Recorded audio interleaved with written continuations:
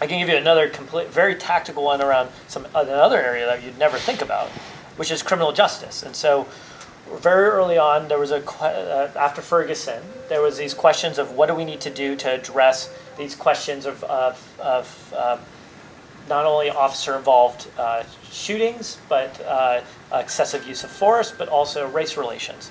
And so literally what we did is we put a whole bunch of technologists, police chiefs, data scientists, civic activists. We brought them to the White House, and we brought in a whole bunch of presidential cupcakes, and then we locked the room. And we literally just said, there's got to be a good solution.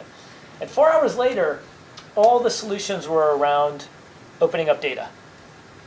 We didn't come up with those. They came up with them. They were like, actually, LA has no idea how well Houston's doing, or another small town, Bakersfield's doing. They had no idea. So what happens if you open up data? So we came up with something called the Police Data Initiative, which allows teams to actually go and help police departments open up that data, get it out there, compare it.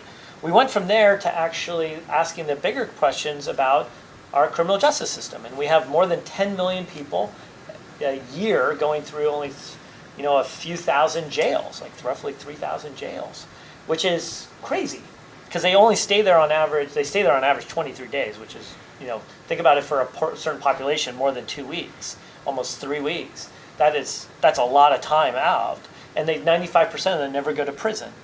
So they're just cycling through the system, and this is local jail, not so this is all dollars that are supposed to go to schools and parks getting sucked out of this. I see. And so we looked at this and we said, oh, well, one of the interesting challenges is 1/3 of these people roughly look like they have mental health issues.